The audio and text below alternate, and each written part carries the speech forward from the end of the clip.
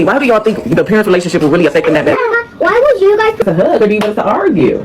We can hug. you argue every day. Every day? Not every day. Not every day, but a lot. You argue in the room. Who don't know my business? Cause we can argue. We can argue a little bit, Eddie.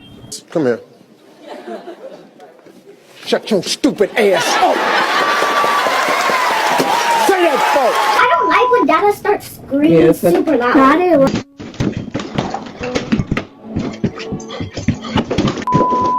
She stabbed my tires and maced me before I did any of that shit. Y'all ever leave a nigga crib and still be moaning? Why everybody still fucked up about you? Like, why did you do this to me? I kept telling Christopher, I'm sorry. I kept saying, I'm sorry. He would not accept my apology at all because he said I didn't mean it.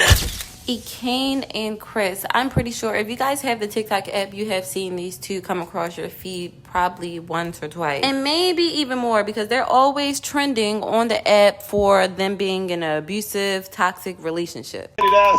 Definitely misguided as fuck fucking with you at 18. Definitely misguided as fuck. Wasn't you the same nigga when we go to my granny house? Don't tell them how old you are. Don't tell them your age if they don't tell them. So as you guys can see, this relationship is a whole mess. There's a lot of people that have been, giving Ekane some advice and telling her, like, you know what, you have children that you need to be worried about. They don't need to grow up seeing you and their dad fuss and fight all the time. At this point, it's pretty obvious that they're doing it for the love of likes and views. And I'm pretty sure that TikTok is paying them to put on this show that they're giving their fans and their supporters. I'm not going to lie. I didn't laugh at a couple of videos because some of the things that they do in their videos is actually funny. Some of the things that they say, especially when they're on good terms, they're actually funny together. But when it comes to the children and you start thinking about how the children might feel just seeing their parents go at it each and every day. I know you guys seen at the beginning of the video, the children are basically telling them like, why are y'all guys always fussing? Why are y'all always fighting and stuff? So they're getting to the age where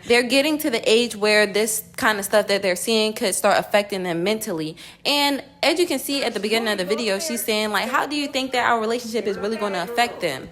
Somebody that goes by the name of Table of Two on TikTok had actually made a video about Ekane regarding Chris messing up her house recently. So take a look at this video, guys. This message is for Ekane and Ekane only. If I ain't never have nothing else to say to you before, I'm going to say it now. The most resentful moment I have towards my mother happened when I was 7 years old. To this day, I still remember it happened in Florida City, Florida. I was 7 years old. And every time I think about the moment and the incident when it happened, I could still smell the air. All I have to say to you is that those kids are getting older. Those kids getting older, Erica. It's time to make a choice. You're going to have to choose between that fuck shit and them kids. That trauma is being encoded in those kids, even if they aren't at the phase where they can process it logically. Later on, it's going to show up in them children. It may be emotionally, it may be mentally. I don't want to put nothing on nobody's kids, but I'm just speaking from experience.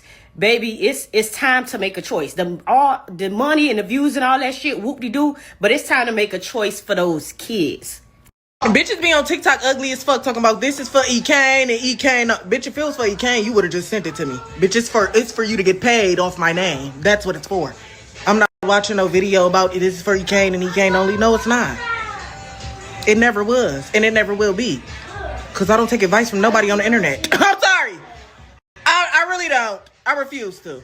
This is my job. I posted that to get paid, so you bitches will talk about it. I have yet to see you make a video about me making a dean's list any of my college semesters.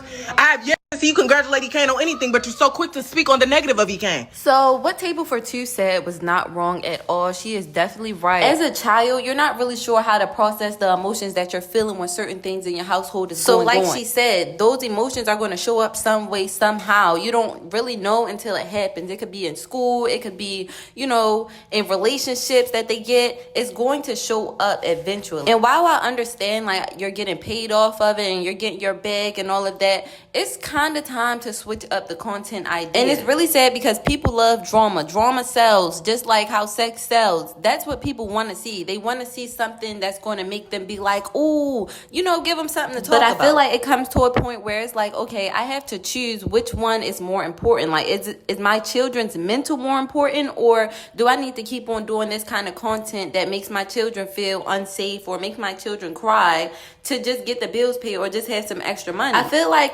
Ekane is big enough to where she can switch up her content and people will still tune into her. So with her and Chris being in this, you know, cycle of toxic mess and beating each other up and all of that for views and likes and stuff, it's kind of unnecessary right about now, and it makes people call her, you know, stuff like a bad mom and a dumbass bitch, because the things that you're choosing to put up with and the things that you're exposing your children to. Do I think that Ekane is a bad mom? Not necessarily, but I feel like some of the choices that she made would start to raise a couple eyebrows. Like, I mean, come on now. You have Chris big ass walking around fucking up all your shit, breaking your TV, slapping your ass and all of this while your children are in the house. That could raise some concerns to CPS, Child Protective Service, and whoever else. Everybody's going to have a say-so in what you're doing, especially if you have kids in the equation. People are very sensitive when it comes to children being in toxic situations, especially on the internet. People are going to gang up on it. But Ekane has a unique kind of fan base where it's like some people actually think that it's okay and cool because they can relate to it. Like, they want to relate to it, or they be like,